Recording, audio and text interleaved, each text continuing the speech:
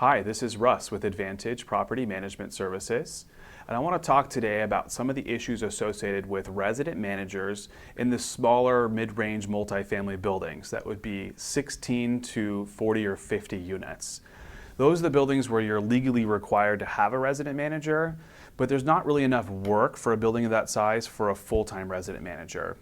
What we've seen a lot in the market is with property owners putting a lot of faith into their resident managers, faith in terms of letting them handle everything from leasing to maintenance to rent collection to posting notices, helping with evictions to maintenance.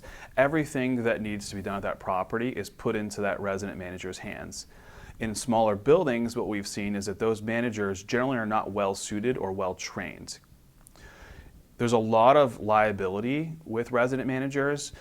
From an owner's perspective, that resident manager has to be an employee, which means you have to be set up as an employer and you have all the risks associated with having employees. California employment law is very strict. If you don't follow the law, the penalties are very severe.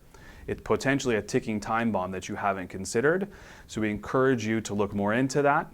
More importantly, you have a resident manager who's doing a lot of things for you that may not be best suited to them.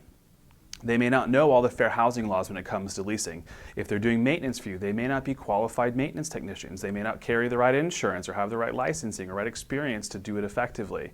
If they're dealing with posting legal notices, 3-day notices, they may not have the experience to do it correctly, which could lead to problems down the road. There's a solution to this problem.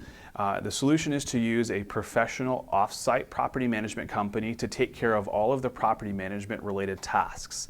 Then the resident manager can just focus on being the eyes and ears on the property and reporting back to the off-site manager to help mitigate that risk.